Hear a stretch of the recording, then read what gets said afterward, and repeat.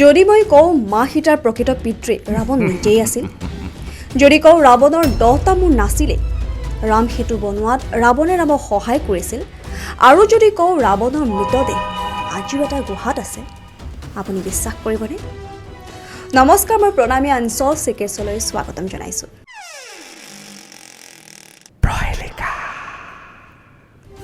আজি আমাৰ এই ভিডিঅ'ত ৰাৱণৰ সেইবোৰ কথা আলোচনা কৰিম যিবোৰ ৰামায়ণত ক'তো উল্লেখ নাই। তাৰ আগতে কৈ দিওঁ যে যদিহে আপোনালোকে আমাৰ ৰাৱণৰ পাৰ্ট 1টো চোৱা নাই, তেন্তে ওপৰৰ আই বাটনত গৈ চাব পাৰে। আৰু লগতে যদিহে আপোনালোকে আমাৰ চেনেলত নতুন হয়, তেন্তে চেনেলটো ছাবস্ক্ৰাইব কৰি দিবলৈ নাপাহৰিব।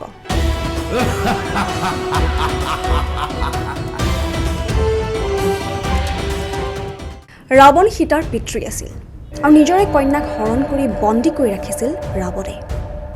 আপোনালোকে ভাবিছে চাগে এয়া মই কি কৈছোঁ। আচলতে এয়া মই কোৱা কথা নহয়। ৰামায়ণৰ জৈন ভাৰ্চনত উল্লেখ আছে যে ৰাৱণ সীতাৰ পিতৃ আছিল। হয়, এতিয়া ইয়াৰ আঁৰৰ কাহিনী শুনক। বাল্মীকিৰ সংস্কৰণত সীতাৰ সৌন্দৰ্যত ৰাৱণ যেনেকৈ মন্ত্ৰমুগ্ধ হৈছিল, ইয়াতো ৰাৱণে বেদৱতীৰ প্ৰতি মোহিত হৈ তেওঁক পাব বিচাৰে। কিন্তু বেদৱতীয়ে ৰাৱণৰ কু অভিপ্ৰায় সফল হ'বলৈ নিদিলে, আৰু ৰাৱণে কিবা এটা কৰাৰ আগতেই বেদৱতীয়ে জুইত নিজকে দাহ কৰিলে আৰু অভিশাপ দিয়ে যে পৰৱৰ্তী জন্মত বেদৱতী ৰাৱণৰ মৃত্যুৰ কাৰণ হ'ব। আৰু যথাযথভাৱে সীতা হিচাপে পুনৰ জন্ম ল'লে বেদৱতীয়ে।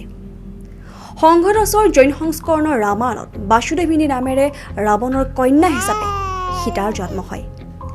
আৰু এই সংস্কৰণ অনুসৰি জ্যোতিষীসকলে ভৱিষ্যতবাণী কৰে যে ৰাৱণৰ প্ৰথম সন্তানেই লংকাৰ ধ্বংসৰ কাৰক বনিব। আৰু যদিহে কেঁচুৱাটো জীয়াই থাকে, তেন্তে ৰাৱণৰ পতন নিশ্চিত। আৰু সেইবাবে ৰাৱণে নিজৰে কন্যাক পৰিত্যাগ কৰি কেঁচুৱাটোক দূৰৰ দেশত পুতি থ'বলৈ নিৰ্দেশ দিয়ে, য'ত পাছলৈ কেঁচুৱাটোক মিথিলা ৰাজ্যৰ ৰজা জনকে হাল বাই থাকোঁতে উদ্ধাৰ কৰে।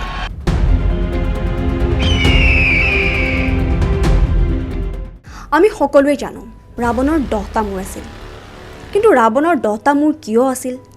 সঁচাকৈ 10টা মূৰ আছিল নে নাই, এই কথা আপুনি কেতিয়াবা জানিব চেষ্টা কৰিছেনে?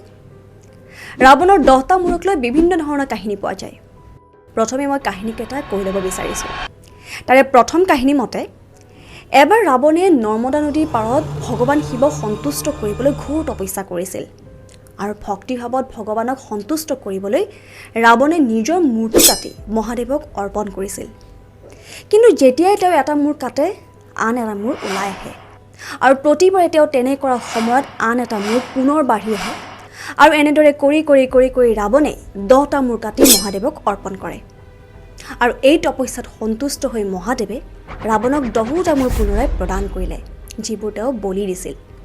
আৰু এই 10টা মূৰৰ বাবেই তেওঁক দশানন বুলিও জনা যায়। আন এক কাহিনী মতে, ৰাৱণৰ মাতৃয়ে তেওঁক 9টা মুকুতাৰে নিৰ্মিত এডাল হাৰ দিছিল, য'ত ৰাৱণৰ মূৰ দেখা পোৱা গৈছিল, আৰু যিয়ে যিকোনো পৰ্যবেক্ষণৰ বাবে ভ্ৰম বা মায়াৰ সৃষ্টি কৰিছিল। আৰু এই মায়াৰ বাবেই ৰাৱণৰ এটা মূৰ নহয়, 10টা মূৰ দেখিবলৈ পোৱা গৈছিল। আৰু এইবাবেই ৰাৱণক সকলোতকৈ শক্তিশালী আৰু চতুৰ মায়াবী বুলি কোৱা হৈছিল। কিন্তু মই যদি কওঁ ৰাৱণৰ 10টা মূৰ নাছিলে, আপুনি বিশ্বাস কৰিবনে? আচলতে হিন্দু পৌৰাণিক কাহিনী প্ৰায় চিম্বলিক হয়, য'ত হিন্দু দেৱ দেৱীসকলৰ একাধিক মূৰ আছে বুলি আমাক কোৱা হয়, যিবোৰ আচলতে তেওঁলোকৰ বহু দিশ আৰু অনন্য শক্তিৰ কথাহে সূচায়। আৰু এই সন্দৰ্ভত আমি ক'ব পাৰোঁ যে ৰাৱণৰ মূৰবোৰে তেওঁৰ কৃতিত্ব আৰু শক্তিৰ ইংগিত দিয়ে। আৰু ৰাৱণৰ 10টা মূৰ আছিল বুলি ক'ব পৰা কোনো নিৰ্ভৰযোগ্য তথ্য বা প্ৰমাণ নাই। কিছুমানে কয় যে ৰাৱণৰ 10টা মূৰে তেওঁৰ 10টা নেতিবাচক আৱেগক বুজায়, যেনে কাম, ক্ৰোধ, লোভ, মোহ, অহংকাৰ, ঈৰ্ষা, ঘৃণা, ভয়, বুদ্ধি আৰু অন্যায়। আকৌ একাংশ ৰাৱণ পূজাৰীয়ে কয় যে 10টা মূৰ তেওঁৰ প্ৰতিভা আৰু বিশেষত্বৰ প্ৰতীক, যেনে কলা, সংগীত, নৃত্য, চিকিৎসা, জ্যোতিষ চৰ্চা ইত্যাদি।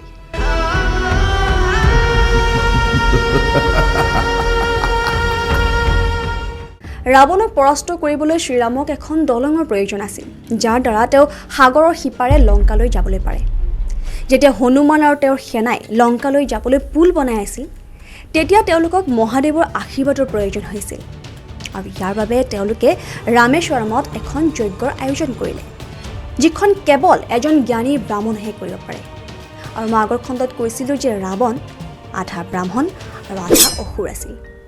আৰু আমি সকলোৱে জানো যে সমগ্ৰ বিশ্ব ব্ৰহ্মাণ্ডত মহাদেৱৰ সকলোতকৈ ডাঙৰ ভক্ত ৰাৱণৰ বাদে কোনো নাছিল। আৰু যজ্ঞ কৰিবলৈ ৰাৱণ যিজন আধা ব্ৰাহ্মণ আছিল সকলোতকৈ উপযুক্ত আছিল। আৰু সেয়েহে এই যজ্ঞ পৰিচালনা কৰিবলৈ ৰামে ৰাৱণক নিমন্ত্ৰণ কৰিলে। আমোদজনক কথাটো হ'ল যে যজ্ঞ তেতিয়াহে সফল হ'ব যেতিয়া ৰামে পত্নী সীতাৰ সৈতে এই যজ্ঞত বহিব। ইয়াৰ পাছত কি হ'ব বুলি ভাবে আপুনি? ৰাৱণে জানো এই প্ৰস্তাৱ মানি লৈছিল? আৰু শ্ৰীৰাম তেওঁ জানো মা সীতাক ইমান ওচৰৰ পৰা পোৱা পাছতো আকৌ যুদ্ধলৈ অপেক্ষা কৰিব? ৰ'ব, আপোনালোকৰ এই প্ৰশ্নৰ উত্তৰ মই দিছোঁ। আৰু আপুনি জানি আচৰিত হ'ব যে ৰাৱণে এই নিমন্ত্ৰণ ৰক্ষাও কৰিছিল আৰু ৰামৰ এই যজ্ঞ সফল হ'বলৈ ৰাৱণে নিজেই যজ্ঞ কৰিছিল আৰু শ্ৰীৰামক আশীৰ্বাদো দিছিল। আৰু ইয়াৰ কাৰণেই ৰাম সেতুৰ নিৰ্মাণ সম্ভৱ হৈ উঠিছিল, যাৰ দ্বাৰা বানৰ সেনা লংকাত উপস্থিত হৈ ৰাৱণৰ সাম্ৰাজ্য ছাৰখাৰ কৰি পেলাইছিল। ইয়াৰ পৰা এটা কথাটো বুজিব পাৰিলে চাগে যে শত্ৰুক কেতিয়াও নিজতকৈ দুৰ্বল বুলি ভাবিব নালাগে।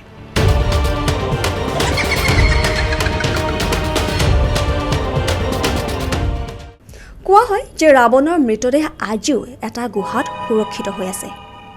এই গুহাটো শ্ৰীলংকাৰ ৰাগলা নামৰ ঠাইত ঘন অৰণ্যৰ মাজত ৮,০০০ ফুট উচ্চতাত আছে। আৰু ইয়াত ৰাৱণৰ মৃতদেহটোক মামি বনাই ৰখা হৈছে।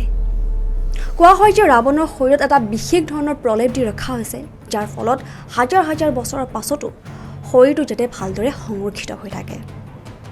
শ্ৰীলংকাৰ ইণ্টাৰনেশ্যনেল ৰামায়ণ ৰিচাৰ্চ চেণ্টাৰে এই গৱেষণা কৰিছে।